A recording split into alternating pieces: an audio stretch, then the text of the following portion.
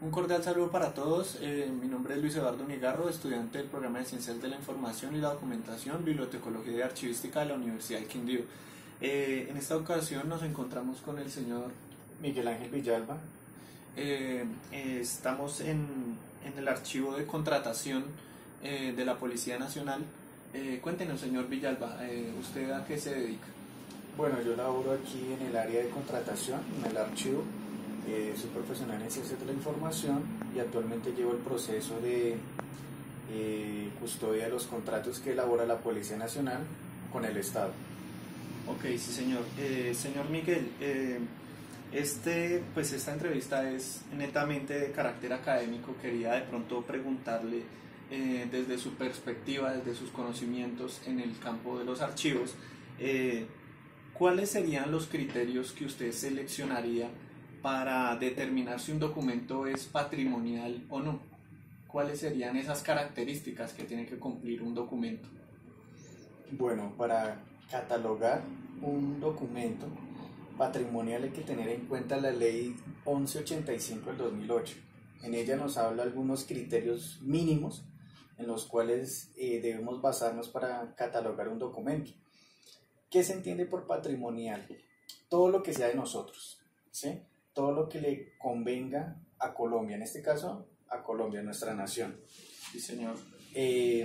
También habla de las culturas, de todo aquello que nos identifique a nosotros como colombianos. Okay. Pero nosotros trasladamos ese concepto a los documentos. ¿Qué documentos deberían tener en su contenido algo que su trazabilidad sea tan importante para la nación que asimismo tenga ese valor patrimonial? Tenga un valor el cual influya en la historia de nuestra nación? Listo, sí, señor, muchas gracias. Teniendo en cuenta de pronto pues sus criterios, lo que nos menciona, nosotros con nuestro equipo de trabajo en la universidad nos encomendaron la tarea de seleccionar a nuestro criterio un documento que fuese patrimonial para nosotros. Sin embargo, pues teniendo en cuenta lo que usted me dice, pues nosotros seleccionamos una carta dirigida al Papa Francisco, en la cual el Congreso de la República explica en primera instancia unos temas de violencia que han venido sufriendo el país. Nos explica pues el tema del proceso de paz, que el rompimiento de los diálogos, y pues finalmente concluye, es muy sencilla, pero concluye diciendo, pidiendo una intercesión de este representante de la Iglesia Católica a nuestro país, pues bajo tanto en oración como pues en sus oficios pues a nivel político. Pues yo quería de pronto preguntarle a usted si usted considera que ese documento es patrimonial o no.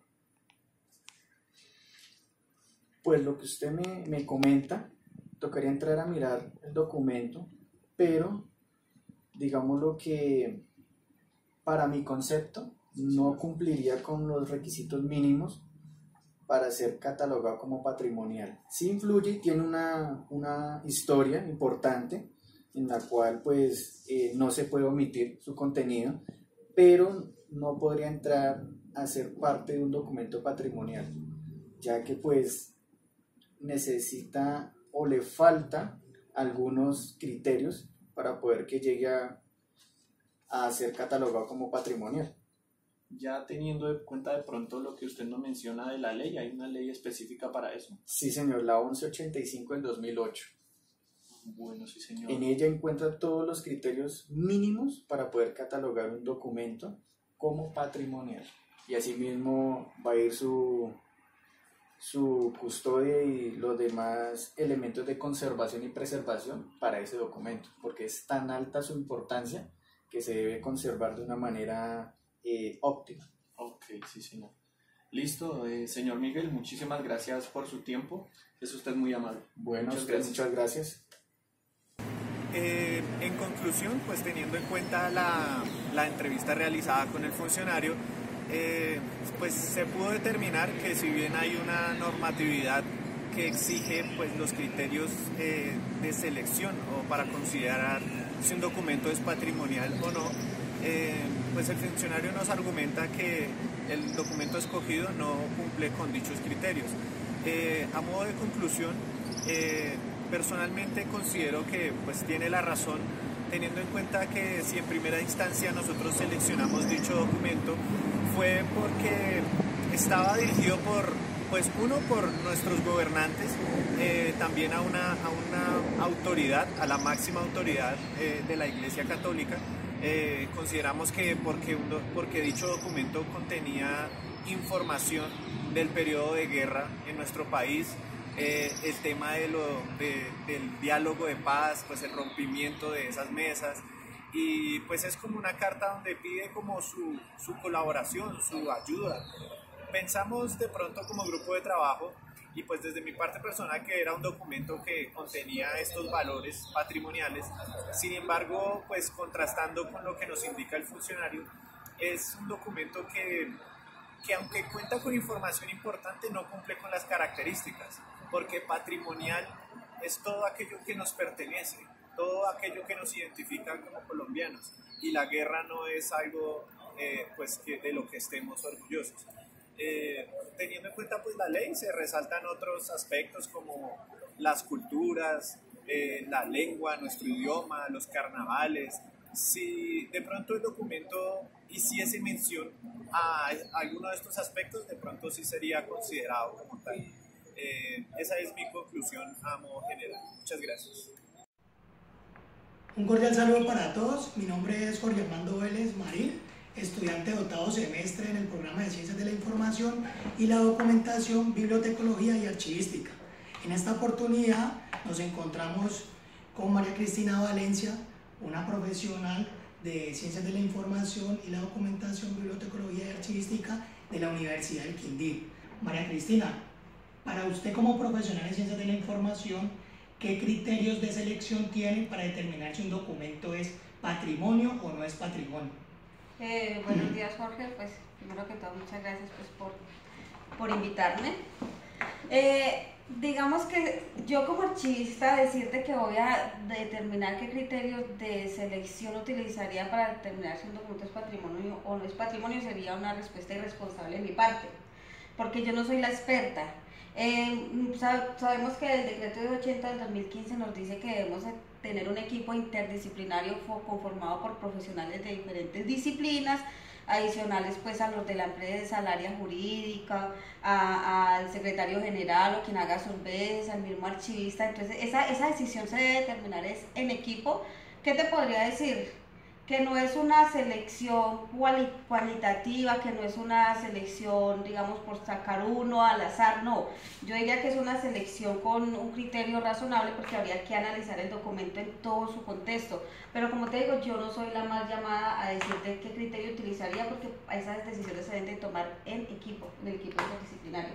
O el equipo evaluador de documentos del Archivo General de la Nación, dependiendo el documento que estemos evaluando, porque de pronto la instancia asesora mía puede acudir a la instancia asesora del Archivo General de la Nación, ente con mayor competencia, para determinar el criterio de selección de ese documento, que puede ser muy importante y nosotros obviemos esa importancia que tiene ese documento.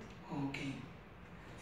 Bien, en base a esto, María Cristina, quisiera preguntarte, nosotros tenemos aquí un documento que tomamos, es una carta que unos integrantes del Congreso de la República enviaron a su santidad, el Papa Francisco, pidiéndole por la paz de nuestro país. Yo quisiera preguntarte, en base a tu respuesta y en base a tus conocimientos, si consideras que este documento podría tomarse como patrimonio o no documental de nuestro país. Esta es la carta. Esta es la carta. Primero que todo, pues haciendo un análisis del documento físico como tal, pues la verdad este documento pues no me diría nada, porque empezando que está sin firmas, entonces yo no sé si realmente lo enviaron o no lo enviaron. Adicional, no está relacionado con una serie documental, no tiene un código de identificación, no tiene una guía donde me digan que el documento lo enviamos, ni una respuesta, una acuse de recibido, entonces pues digamos no me dice nada. Pero si estamos hablando que este documento tuviera todos los atributos, la evidencia que se envió, la evidencia que se recibió, de pronto estuviera atado a alguna serie documental. ¿Qué análisis haría? Primero que todo, como te digo, sería irresponsable definir yo si este documento es de interés cultural o no, porque eso lo hace un grupo interdisciplinario. ¿Quién es el llamado a determinar si este documento es de interés cultural o no? En mi grupo interdisciplinario, que me invitaría a un historiador que tiene toda la competencia, tiene, digamos, la experiencia para determinar en nuestro equipo si tiene valor cultural o no tiene valor cultural. Si yo como archivista, sin ser historiadora, hago un análisis de este documento y como te digo, cumple con todos los requisitos que te acabo de decir, que tiene la evidencia, puedo decir que si estamos hablando de que es un documento que emitió el Congreso de la República y en este momento este documento es la representación de un deseo del pueblo, quien eligió al Congreso para que lo representara y tomara decisiones por el pueblo, este documento es la voz del pueblo. Y este documento está haciendo una petición formal por un problema que nosotros, un gran problema cultural que tenemos, que es el conflicto en nuestro país. Está pidiendo mediación, está pidiendo oración de la máxima autoridad eclesiástica para que nos ayude en este conflicto. Entonces, para mí este documento, sin ser historiadora, puedo decir que este documento puede tener un gran valor. Adicional, no sé si tú sabes, Jorge, que tenemos la resolución 603 del 2018, donde declararon al expediente del conflicto armado como documento de un bien de interés cultural. Y no sé yo, porque no soy nadie para determinar si esa negociación continuó y puedo tener más expedientes del conflicto que hacen parte de la paz duradera que está buscando el país, y que este es un tipo documental de ese expediente. Entonces, si es un tipo documental de ese expediente, ese hace parte de un expediente de interés cultural. Pero como te digo, para yo determinar eso tengo que hacer un análisis. Tengo que averiguarme tengo que investigar con mi equipo interdisciplinario, con un historiador, tengo hasta que acudir al Archivo General de la Nación, que tiene el expediente de las negociaciones de paz, y preguntarle si este documento haría parte de ese expediente y haría parte del bien de interés cultural. Ahora le puedo decir que sí, y puede haber otro archivista que me va a decir no, es un documento suelto que para mí no tiene importancia. O sea, nosotros los archivistas no somos los llamados a valorar la documentación, eso es en equipo. Esa sería mi respuesta. Perfecto, María Cristina. Muchísimas gracias. Esto fue todo en este video. Espero les haya gustado. Hasta luego, hasta la próxima. Muchas gracias, chao. Saludos, mi nombre es Marta Liliana Villamil, estudiante de octavo semestre en la Universidad del Quindío. Nos encontramos el día de hoy en la biblioteca pública de la localidad de Suba. Me acompaña el director de la biblioteca, Alonso Gil, que nos va a contar cuáles son los criterios de selección para considerar un documento patrimonial. Bueno, Marta, en principio nosotros hacemos parte de la red distrital de bibliotecas públicas BiblioRed. Somos bibliotecas que están articuladas dentro del ejercicio de construir y difundir la información y facilitar el acceso a la información. Nosotros como biblioteca y red de bibliotecas públicas no tenemos el carácter de salvaguardar el patrimonio, el documento patrimonial bibliográfico ni del distrito ni de la nación. Eso le corresponde directamente a la Biblioteca Nacional y a las bibliotecas, por ejemplo, departamentales de cada departamento. Por ende, nosotros no tenemos una